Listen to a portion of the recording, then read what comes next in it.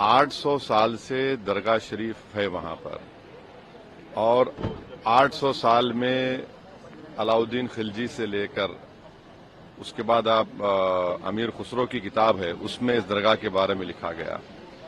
फिर बादशाह अकबर ने वहां पर कई चीजें बनवाई। फिर मुगलों का दौर जब खत्म हुआ तो मराठाओं का दौर शुरू हुआ। फिर मराठाओं का दौर जब कमजोर पड़ गए मराठा, तो 18,000 रुपये में उन्होंने अंग्रेजों को बेच दिया।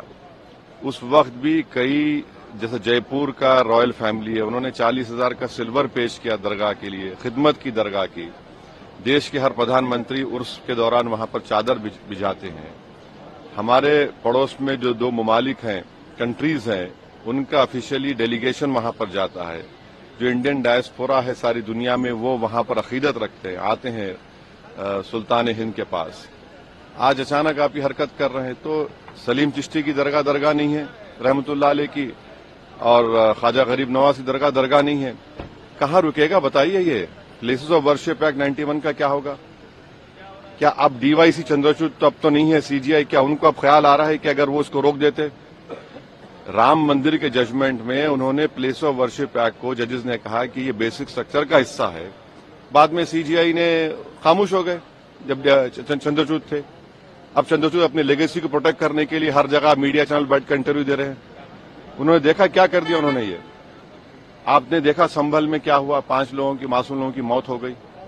अब भारत सरकार को पार्टी बनाया गया, मिनिस्ट्री ऑफ माइनॉरिटी अफेयर्स को, एएसआई को। अब नरेंद्र मोदी की सरकार क्या वो कहेगी जिस पर नरेंद्र मोदी ने अपनी चादर बिछाई है बहैसियत प्रधानमंत्री, कि वो दरगाह है नहीं है? एएसआई क्या बोलेगा? ये पूरा देश को डिस्टेबलाइज करने के लिए, और ये देश के हित में नहीं, हम बार बार आपको कह रहे हैं।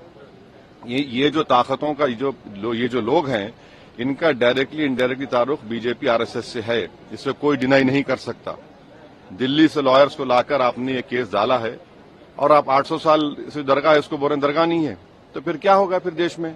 क्या कोई खामोश बैठ जाएगा? अब कल कोई मुसलमान जाके बोलेगा नहीं ये वर्शिप की जगह नहीं है, किसी और की, मेरी है।